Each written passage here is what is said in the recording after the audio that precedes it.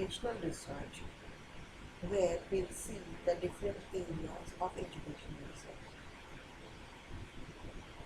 As you all know, I am Assistant Professor listening, and we again today say through this topic, areas of educational research.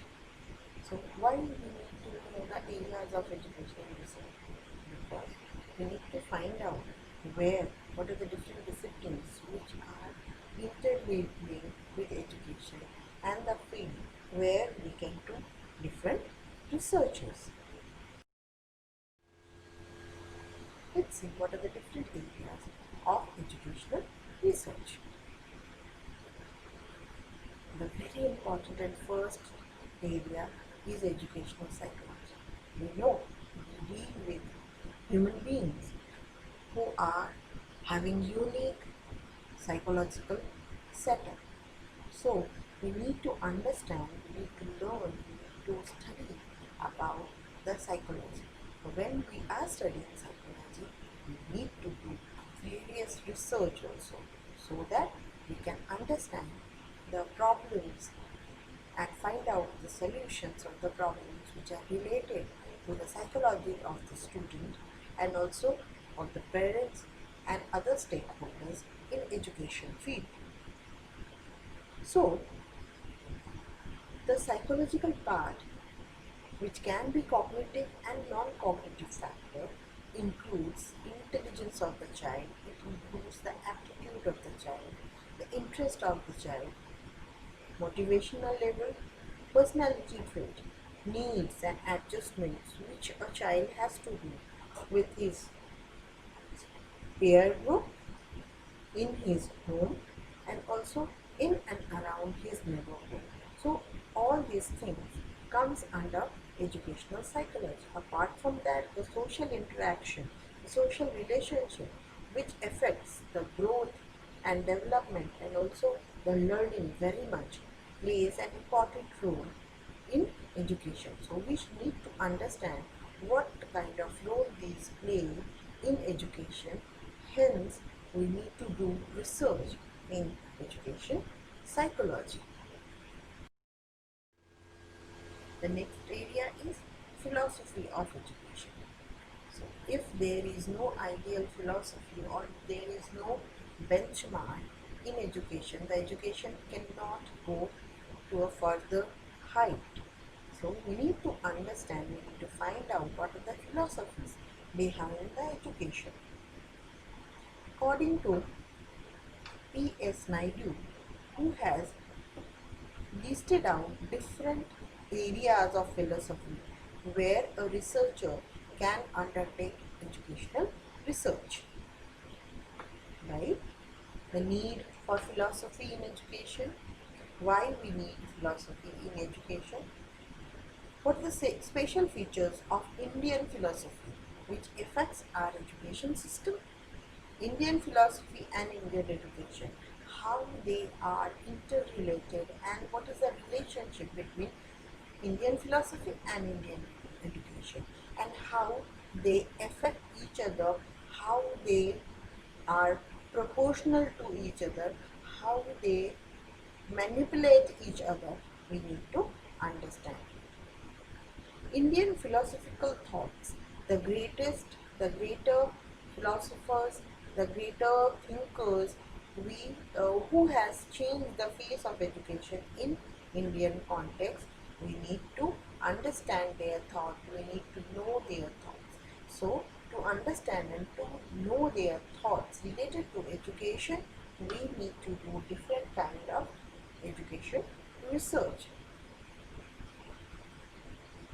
The teacher and learner interaction and relation is also based on the philosophy. So how the teacher and learner interact with each other, how they relate with each other are all part of educational research where we can do research, and this is also directly related to the philosophy of education. Some ancient educational institutions like Gurukul system and the other boarding system Jain system of education, all this can be studied or can be explored more through educational research. So these are the field where we can do different researches if we consider the philosophy of education. The next area is sociology of education. In sociology, we can study about the population, we can study about the demographic trends and how they affect the education of that area. Also, we can try to understand the political social pressures which changes the aims and objective of education, also the curriculum and the content of subject matter from time to time. Methods and techniques of teaching learning process is also dependent on the sociological aspects. Also, it is dependent on the political will. So we can understand that what kind of sociological pressure and how the methods and techniques of teaching are being different in different political and social system. Also, problems like teacher's role and uh, the social change, how the teacher can be an agent of social change and modernization, urbanization, and all these things can be studied under the research which it can be done for educational sociology. The next area of educational research is economy and education, which includes the financial system of the education, how the education is being financed, and based on that, the system of education changes. Like the government run systems are having different kind of infrastructure, different kind of pattern of education. Same way the private institutions are having different kind of pattern and education system altogether. So that depends upon the economic condition from where the money is coming in the field of education. So economy and education also goes hand in hand. If one changes, the other tends to change also. In that case, we need to understand what is the relationship between the two, as well as we need to understand how one has the impact on the other. In one way, economy changes the education and better education changes the economy of the country. So they go hand in hand. If one changes, it also affects the other. So they are very reciprocally interactive with each other. The next field of education is educational administration, where we can study about the administration of the school or education system. There we can study or we can do research about different policies, different legislature, the people who are working in the administration, what kind of problems they are facing and how they overcome it, what are the different challenges they face with dealing with the parents, dealing with the stakeholders in the education system. Also, we can do researches related to planning and school organization. Also, we can do planning related to business administration, evaluation of the institution, the curriculum that has been followed, and so on and so forth. The next area of educational research is comparative education, where we can compare the different curriculum, and also we can compare the curriculum in such a way so that we can reorganize and reform the curriculum which is followed in our system. So the comparative education or comparative study in education is mostly related to the study of curriculum and the role of universities in different areas or different states of the country, or sometimes it can be international studies where two different institutions from different countries are being studied related to the curriculum. Then the other research is curriculum construction and design.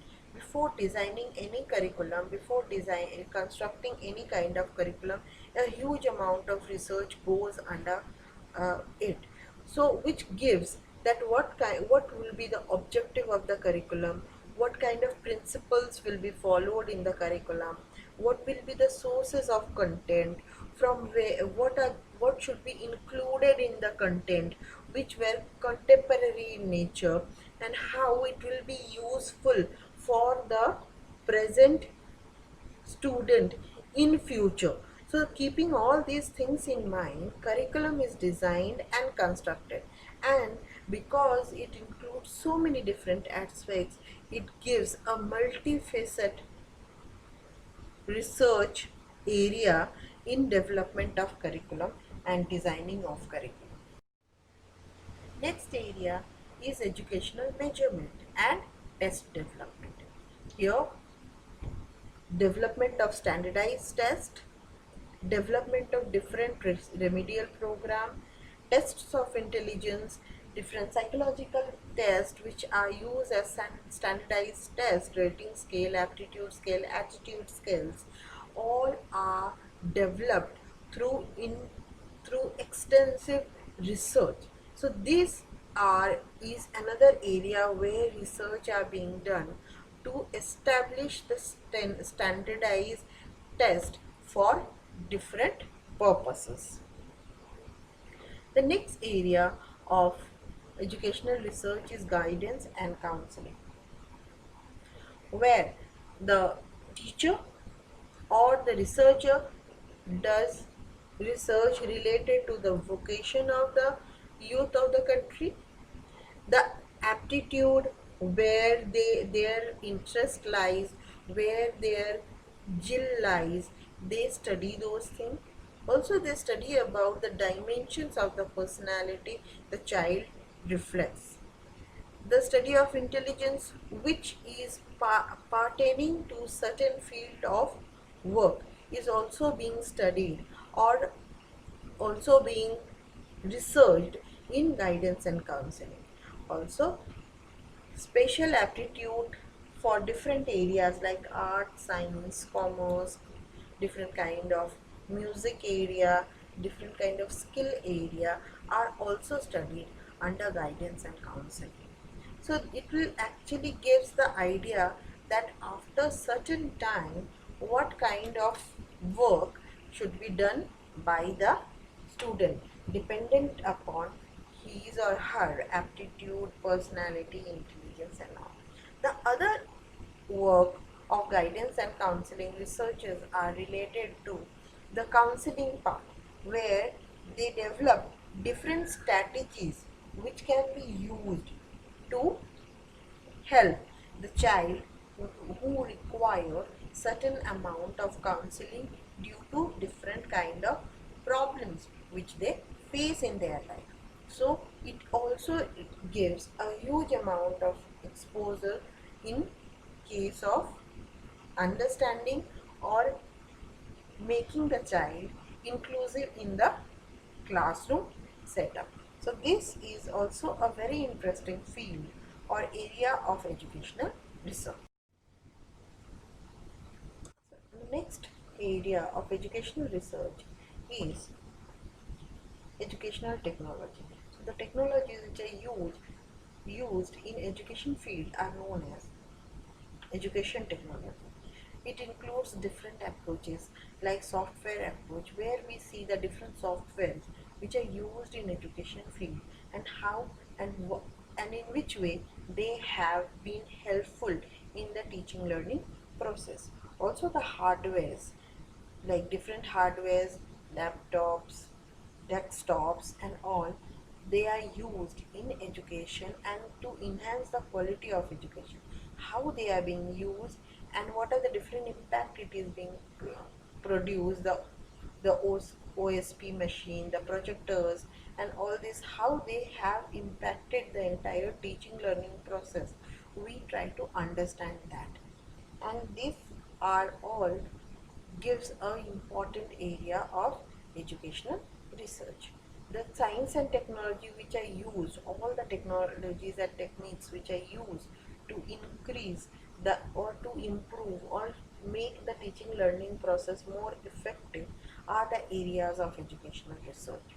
Also, the communication system between a teacher and the student, maybe audio visual aids, the machines, the projectors, as well as the social media and the different media which are now being used, can act as the source of research. So these all are the areas of educational research which gives a important which has brought an important change in education field. So we can learn about it, that how much it has impacted and what different kind of results these will produce when they will be used in their full form. So this educational technology becomes a very important area of research in the field of education.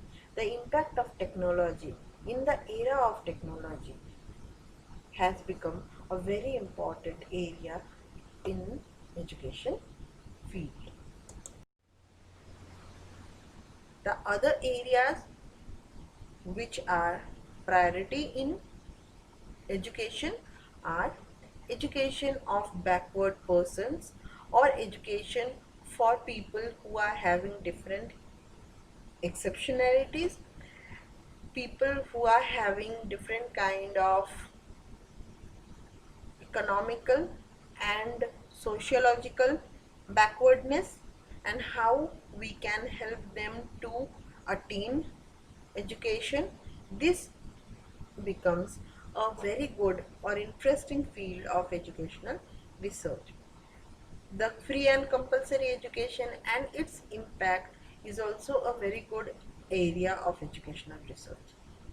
To find out the dropout rate and the reason behind it is also provides a wide variety of experience in the field of education research. Equal opportunities for each and every student, vocationalization and the choice of vocation are also a very good field of research.